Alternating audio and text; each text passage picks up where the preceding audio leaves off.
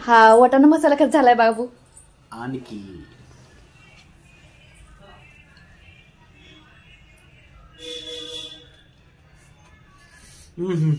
कसा झालाय? क्या बात है, जब्बर. थँक्यू. नमस्कार, सोनाली किचन मध्ये आपल्या सर्वांचं मनापासून स्वागत आहे. एक नवीन रेसिपी घेऊन. तर इथं आपण वाटाणा मसाला करणार आहोत. वाटाणे घेतले आहे, कोथिंबीर घेतले कट करून, मीठ आहे, लसूण घेतला आहे, चीज घेतले, लिंबू, कांदा, तूप. तर मसाला वाटाणा एकदम जबरदस्त झालता. तो कसा घेतला ह्या व्हिडिओमध्ये बघूया. तर कढई ठेवली आहे शेगडीवर. कढई गरम झाली की त्यामध्ये घालायचं तूप. बटरचा सुद्धा उपयोग केला तर चालतो. बटर आणि तूप दोन्ही नसलं तर तेल घातलं तरी सुद्धा खूप छान टेस्ट येते. तूप चांगलं तापल्यानंतर त्यामध्ये घालायचं लसूण जो कट करून घेतला आहे तो पहिल्यांदा तुपामध्ये भाजून घ्यायचा. त्यामुळे वाटाणा मसाला असतो तो खूप छान टेस्टी लागतो. लसूण थोडा परतल्यानंतर त्यामध्ये घालायचे मटर. मापको वाटाणे घेतले आहेत आणि तो सुद्धा चांगला भाजून घ्यायचा आहे. याच्याबरोबर 1-2 मिनिटं भाजला की त्यामध्ये घालायचं मीठ. मीठ घातले घ्यायचं परतून.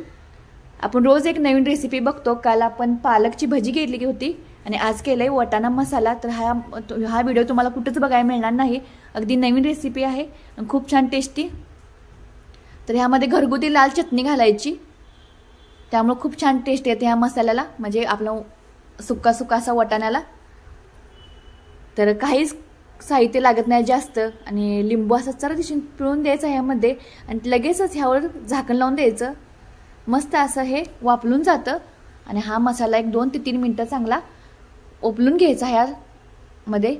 तर बघा मस्त असा आपला वाटाणा मसाला तयार झाला आहे. आता सर्व करूया हा एका प्लेटमध्ये. अगदी 4 वाजता छोटीशी भूक लागली असेल किंवा काय तर चमचमीत तुम्हाला खावायचं वाटत असेल आणि घरामध्ये वाटाणे शिल्लक असेल तर तुम्ही ही रेसिपी नक्की ट्राय करून बघा. अगदी वेगळी आहे आणि सोपी आहे. घरातच सगळं साहित्य असतं. चीजसुद्धा आपला ऑप्शनली आहे, घरामध्ये होतं म्हणूनच वापरलं. तर असा सुद्धा खूप छान लागतो. तर ह्यावर आपण खिसून टाकूया चीज.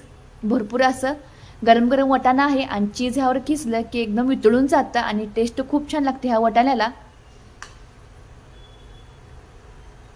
चीज घालून झाले. ह्यावर घालायचं भरपूर असा बारीक चिरलेला कांदा.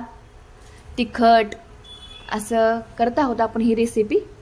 अगदी चमचमीत आंबट ही आहे. कांदा कच्चा आणि कोथिंबीर खूप छान असे टेस्टी असं आपण रेसिपी तयार केली आहे इथं. तर बघा नक्की ट्राय करून बघा.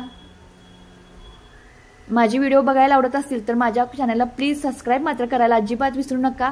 रोज नवीन रेसिपी बघायच्या असतील तर नक्कीच आपल्या सोनाली किचनला फॉलो करा. धन्यवाद.